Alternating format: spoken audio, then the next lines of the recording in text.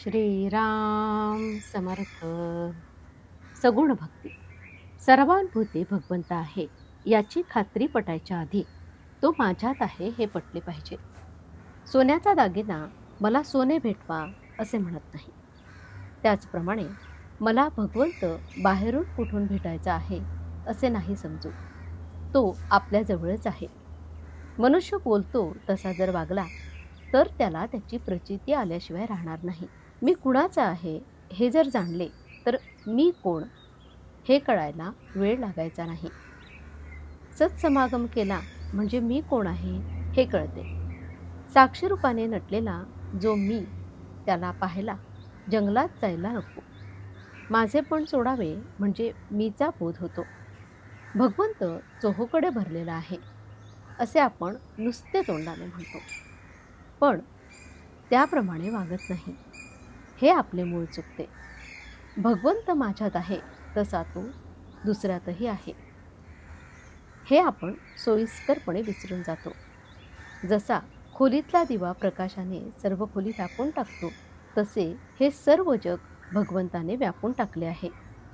मी करता नसून राम करता आहे हे म्हटले म्हणजे त्यात सर्व आले. पोशाख निरनिराळे केले तरी मनुष्य हा एकच असतो.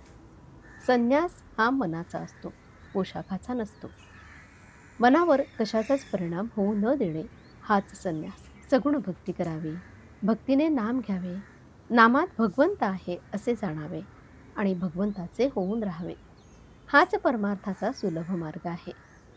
साधू संतांनी अतिशय परिश्रम घेऊन आणि स्वतः अनुभव घेऊन हा मार्ग आपल्याला दाखवून दिला आहे. आपले ज्याच्याशी साम्य आहे त्याच्याशी आपली मैत्री जमते. आपण देही असल्यामुळे आज आपला देवही आपल्यासारखाच पण त्याच्याही पलीकडे असणारा असा पाहिजे. अशा प्रकारचा देव म्हणजे सगुणमूर्ती होय. लहान मुलगा एखाद्या वस्तूसाठी हट्ट करू लागला की आपण त्याच्या पुढे त्या वस्तूसारख्या इतर पण बाधक नसणाऱ्या वस्तू टाकतो. त्याचप्रमाणे सगुणोपासनेचा परिणाम होतो. दृश्य वस्तूंवर आपले प्रेम आहे. जे दिसते तेच सुखाचे आहे असे आपल्याला आज वाटते. म्हणून आपणच आपल्या कल्पनेने भगवंताला सगुण बनविला आणि त्याची उपासना केली. आपली बुद्धी निश्चयात्मक होण्यात या उपासनेचा शेवट होईल. आग्रह आणि प्रेम फक्त एका भगवंताच्या ध्येयाबद्दल असावे. इतर ध्येय असावीत पण त्यांचा आग्रह नसावा. प्रपंचामध्ये व्यवहार होत असताना भगवंतापासून जेव्हा वृत्ती हलत नाही तेव्हा तिला सहज समाधी असं म्हणतात. सहजपणाने जगणे म्हणजे सहजपणातून वेगळे न राहणे हीच सहज समाधी होय.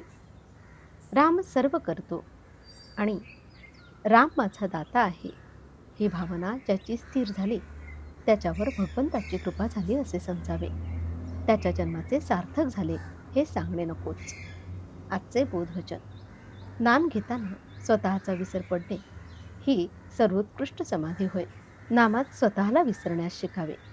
जानकी जीवन स्मरण जय जय राम. श्रीराम समर्थ.